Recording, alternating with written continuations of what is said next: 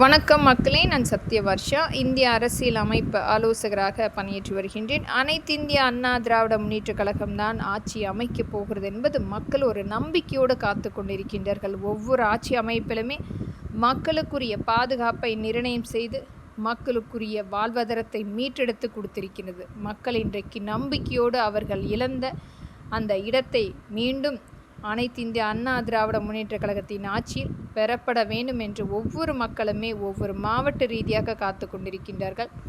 அனைத்து மக்களுடைய இடப்பத்திரத்தை முழுமையாக புதுப்பித்து புதிதாக மாற்றுவதற்குரிய சட்ட ரீதியான கடுமையான சட்டமாக கட்டாய சட்டமாக கொண்டு வரப்பட வேண்டும்.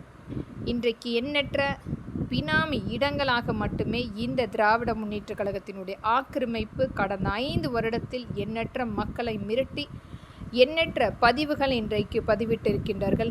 இதை அனைத்துமே முழுமையாக ஆண்டுகளாக வருடங்களாக வைத்திருக்கக்கூடிய பத்திரங்கள் அனைத்துமே தணிக்கையின் பெயரில் எடுத்து முழுமையாக அதற்குரிய ஆவணங்கள் பரிசோதனை செய்து அந்த பத்திரத்தை முழுமையாக புதிய பத்திரமாக மாற்றுவதற்குரிய கட்டாய சட்டம் நம்மளுடைய உச்சநீதிமன்றம் நம்மளுடைய மத்திய அரசும் கொண்டு வரப்பட வேண்டும்.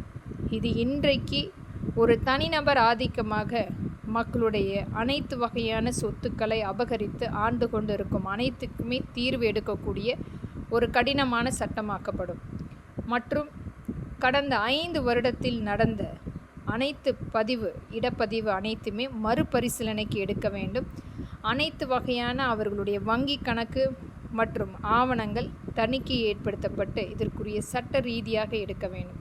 இன்றைக்கு எத்தனையோ மக்கள் ஒரு மிகப்பெரிய அவர்களுடைய சூழ்நிலையை பயன்படுத்தி அம்மக்களை அடிமையாக்கி எழுதப்பட்ட அந்த பதிவு செய்யப்பட்ட ஆவணங்கள் மறுபடியும் அதற்குரிய வழக்குகள் மற்றும் அந்த பத்திரம் அனைத்துமே மறுபரிசீலனைக்கு எடுக்கப்பட வேண்டும். இது மக்களின் எளிய மகளாக இங்கு நான் பதிவிடுகின்றேன். நன்றி, வணக்கம்.